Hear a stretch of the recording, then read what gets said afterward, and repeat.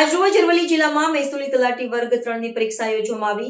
ગુજરાત ગૌણ સેવા પસંદગી મંડળ દ્વારા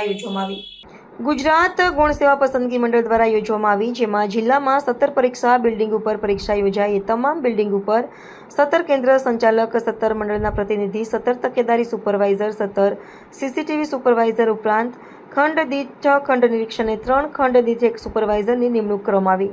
સદર પરીક્ષામાં કુલ 4,977 ઉમેદવાર હતા. તે પૈકી 3,854 ઉમેદવાર હાજર રહેલ અને 1,123 ઉમેદવાર ગેરહાજર રહેલ.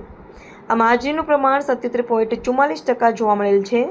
સદર પરીક્ષા માટે જિલ્લામાં ચીફ કોઓર્ડિનેટર તરીકે અધિક નિવાસી કલેક્ટર શ્રી ડી.વી. મકવાણા અને જિલ્લા કોઓર્ડિનેટર તરીકે જિલ્લા શિક્ષણાધિકારી શ્રી મતી ડોક્ટર ઉષાબેન ગામિત સાહેબના માર્ગદર્શન હેઠળ પરીક્ષા સુચારુ રૂપે નિર્વિઘ્ને કોઈપણ પ્રકારની ગેરરીતિ વિહીન યોજવામાં આવી.